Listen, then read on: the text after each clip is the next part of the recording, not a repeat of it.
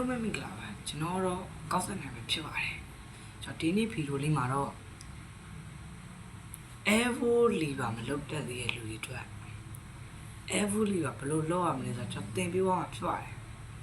အဲ့တော့စရအောင်ကျွန်တော်စလိုက်ရအောင်ပထမဦးဆုံးကတော့ကျွန်တော်တို့ဒိုက်ထိုးတာပေါ့ဗျာဒိုက်ထိုးတာတော့ပုံမှန်ဒိုက်ထိုးလို့မဟုတ်ဘဲနဲ့ဒီဆွဲပြီးလာတိုးတင်နိုင်တဲ့ strength ရဖို့အတွက်တိုးတင်နိုင်တဲ့ strength ရဖို့အတွက်ကျွန်တော်ဒိုက်ထိုးတာဖြစ်ပါတယ်โอเคကျွန်တော်စပြီးထိုးမယ်ပေါ့နော်โอเคထိုးပြီးကျွန်တော်ကော့တာပေါ့နော်ကော့ပြီးထိုးတော့ကျွန်တော်ဒီလိုထိုးတာတော့ကျွန်တော်အနည်းဆုံး10ချိန်နဲ့ကြောက်တော့ထိုးပြီးတင်တယ်ပေါ့ဗျာနော်နောက်တစ်ခုကတော့ကျွန်တော်ဒီခန္ဓာကိုယ်ကိုကျွန်တော်ခန္ဓာကိုယ်ပေါ့နော်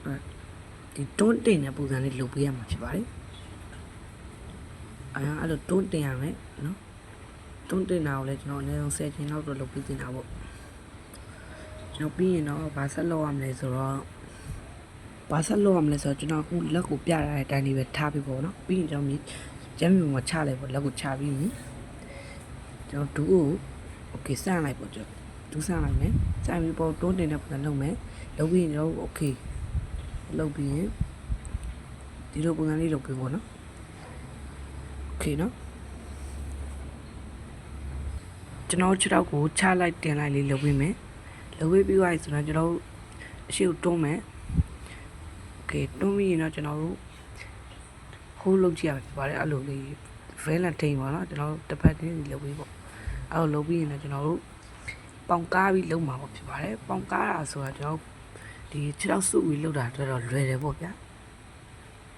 လွယ်ဆိုတော့အဝိတ်အဲ့လိုမများတဲ့အတွက်โอเคပေါင်ကားပြီးလုပ်မယ်လုပ်ပြီးအဲ့ဒီပေါင်ကားတာရသွားပြီဆိုရင်တော့ကျွန်တော်တို့ဒီခြေထောက်ကိုလုံးဝနှစ်ဖက်လုံးကိုစပြီးလှုပ်တော့မှာဖြစ်ပါတယ်โอเคနော်ကျွန်တော်တို့ဒီမှာခြေထောက်ကို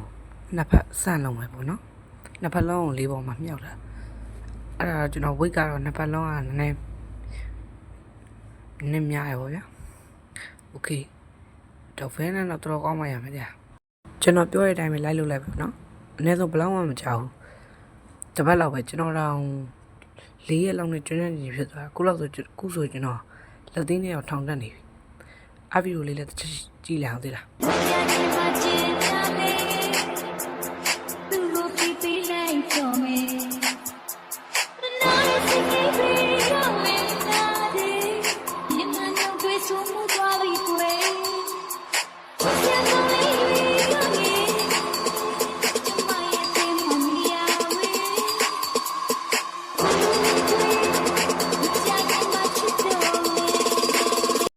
ဗီဒီယိုအဆုံးထိကိုတော့ကျွန်တော်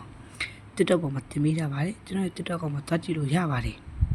ကျွန်တော်ရဲ့ YouTube channel လို့ like and subscribe လုပ်ခဲ့ပေးကြပါအောင်လို့ကျွန်တော်ပြောချင်ပါတယ်နောက်ဗီဒီယိုမှာပြန်တွေ့ကြပါမယ်